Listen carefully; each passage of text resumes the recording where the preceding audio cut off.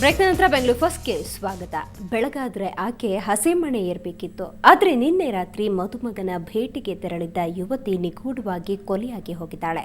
ಪ್ರಕರಣದ ಸುತ್ತ ಈಗ ಅನುಮಾನದ ಹುತ್ತ ಬೆಳೆದಿದೆ. ಪೊಲೀಸ್ ಸ್ಟೇಷನ್ಗೆ ಹೊರಡ್ತಾರೆ. ಅದಾದ ಬಳಿಕ ಮುಂದೇನಾಗುತ್ತೆ ಮುಂದೆ ಹೇಳ್ತೀನಿ ಬನ್ನಿ.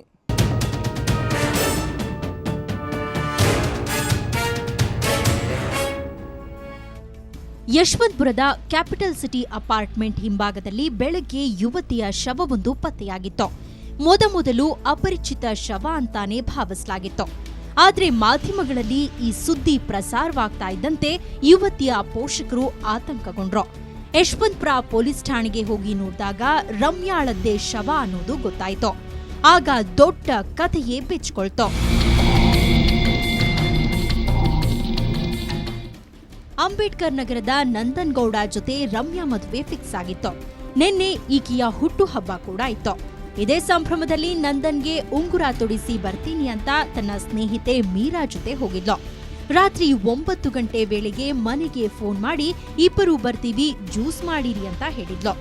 ಆದ್ರೆ ಇದಾದ ನಂತರ ರಮ್ಯಾ ಮತ್ತು ಮೀರಾ ಇಬ್ಬರ ಮೊಬೈಲ್ಗಳು ಸ್ವಿಚ್ ಆಫ್ ಆಗಿದ್ವು.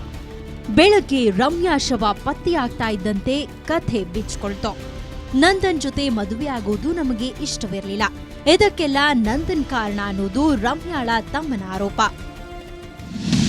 ಇದಕ್ಕಿಂತ ಹಿಂದೆಗಡೆ ಹುಡುಗ ಬಂದ್ಬಿಟ್ಟು ಒಂದು ಮಾತು ನಮಗೇನು ಹೇಳಿರಲಿಲ್ಲ. ಮನೆಗೆ ಬಂದು ಈ ಥರ ನಾನು ಲವ್ ಮಾಡ್ತಾ ಇದ್ದೀನಿ ಅಂದ್ಬಿಟ್ಟು ನಮ್ಮ ಹತ್ರನೇ ಆಗಲಿ, ನಮ್ಮ ತಂದೆ ಹತ್ರನೇ ಆಗಲಿ, ನಮ್ಮ ಅಪ್ಪ ಹತ್ರನೇ ಆಗಲಿ, ಯಾರ ಹತ್ರನೂ ಹೇಳಿಲ್ಲ ಹುಡುಗ. ನಾನು ಹೇಳಿದ್ದೆ, ಅವ್ರೇನಾದರೂ ಬಂದು ಕೇಳಿದ್ರೆ ಅದೊಂಥರ ಮಾಡ್ಬೋದಾಯಿತು. ಎಲ್ಲ ಅವರವರೇ ಅರೇಂಜ್ ಆಗೋಗ್ಬಿಟ್ಟಿತ್ತು. ರಮ್ಯಾ ಕೊಲೆ ವಿಷಯ ಗೊತ್ತಾಗ್ತಾ ಇದ್ದಂತೆ ಯಶವಂತಪುರ ಠಾಣೆಗೆ ಬಂದ ನಂದನ್ಗೌಡ, ನನಗೂ ಇದಕ್ಕೂ ಸಂಬಂಧವಿಲ್ಲ, ನನಗೆ ಯಾರೂ ಫೋನ್ ಮಾಡಿಲ್ಲ ಅಂತ ಪೊಲೀಸರ ಬಳಿ ಸ್ಪಷ್ಟಪಡಿಸಿದ್ದಾನೆ. ಈತ ಮಾಜಿ ಬಿಬಿಎಂಪಿ ಸದಸ್ಯರೊಬ್ಬರ ಮಗ ಅನ್ನೋದು ಗೊತ್ತಾಗಿದ್ದು, ಪೋಷಕರ ವಿರೋಧದ ನಡುವೆಯೂ ಈ ಮದುವೆಗೆ ಒಪ್ಪಿದ್ದ ಎನ್ನಲಾಗಿದೆ. ಆದರೆ ಮದುವೆ ಈಗ ಕೊಲೆಯಲ್ಲಿ ಅಂತ್ಯವಾಗಿದೆ. ಇನ್ನೊಂದೆಡೆ ರಮ್ಯಾ ಜೊತೆ ಹೋಗಿದ್ದ ಮೀರಾ ಎಲ್ಲಿದ್ದಾಳೆ ಅನ್ನೋದು ಇದುವರೆಗೂ ಗೊತ್ತಾಗಿಲ್ಲ. ಮೊಬೈಲ್ ಕೂಡ ಸ್ವಿಚ್ ಆಫ್ ಆಗಿದ್ದು ಪೊಲೀಸರು ತನಿಖೆ ತೀವ್ರಗೊಳಿಸಿದ್ದಾರೆ. ಆದರೆ ಕೊಲೆಗೆ ಕಾರಣ ಏನು ಅನ್ನೋದು ಮಾತ್ರ ಇನ್ನೂ ನಿಗೂಢವಾಗಿಯೇ ಇದೆ. ಹಲವು ಊಹಾಪೋಹಗಳು ಎದ್ದಿರುವಂಥ ರಮ್ಯಾ ಪ್ರಕರಣ ಬೇಯಿಸೋದು ಯಶವಂತಪುರ ಪೊಲೀಸರಿಗೆ ಕಬ್ಬಿಣದ ಕಡಲೆ ಅಂತಾಗಿದೆ. ಒಟ್ಟಾರೆಯಾಗಿ ರಮ್ಯಾಳ ಪ್ರಕರಣ ಪತ್ತೆಯಾದ ನಂತರವೇ ಕೊಲೆ ಮಾಡಿದವರು ಯಾರು, ಕೊಲೆಗೆ ಕಾರಣಕರ್ತರು ಯಾರು ಎಂಬ ಅಂಶ ಹೊರಬೀಳುತ್ತೆ. ಬೆಂಗಳೂರಿನಿಂದ ಕ್ಯಾಮರಾ ಪರ್ಸನ್ ವೆಂಕಟ್ ಜೊತೆ ನಾಗೇಂದ್ರ ಬಾಬು, ಸುವರ್ಣ ನ್ಯೂಸ್.